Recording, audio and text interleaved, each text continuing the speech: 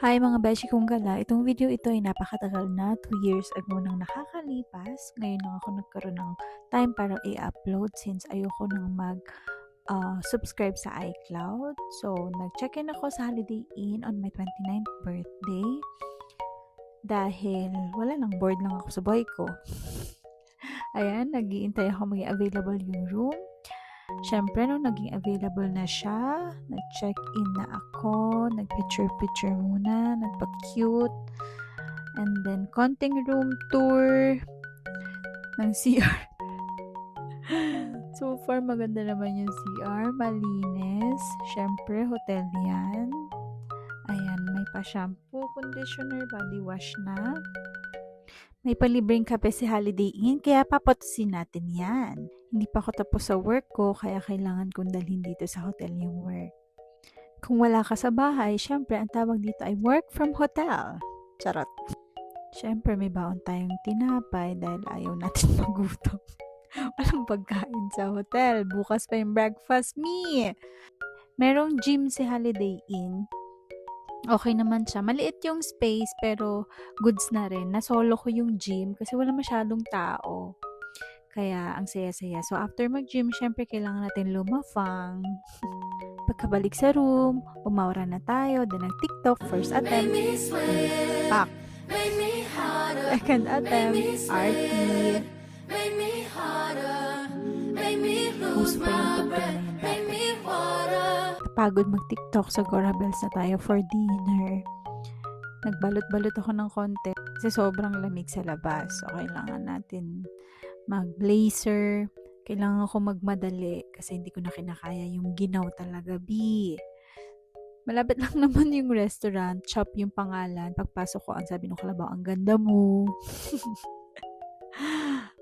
Maganda yung restaurant, ang social. Then, hindi din matao. Umorder ako ng steak with side of Caesar salad. And then, mac and cheese. Alam niyo ba, nung tinanong ako kung anong luto dun sa steak, ang sabi ko, hard. Ang lala, diba? Dapat well done, B.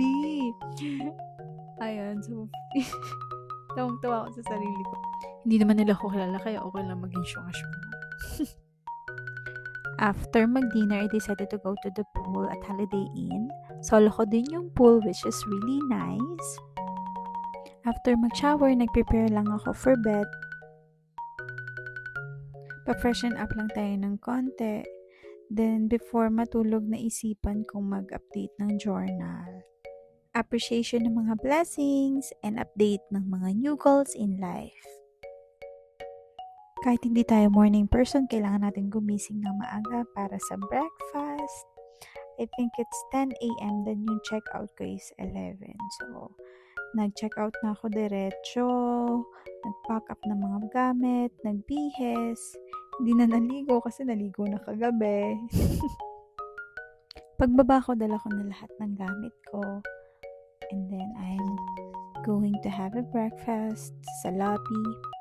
Ayan, marami namang options for the drinks. Merong caffeinated and decaf. Merong hot chocolate.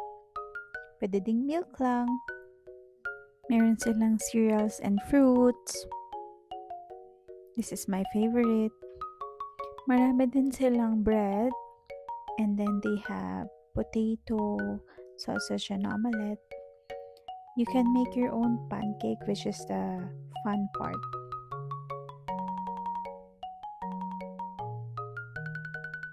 Ayan, after making my pancake, syempre nilagyan ko ng syrup. Unlimited yung drinks nila.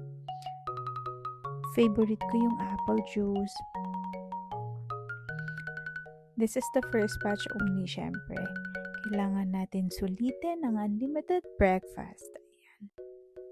Since walang rice, kailangan maraming itlog para mabusog tayo.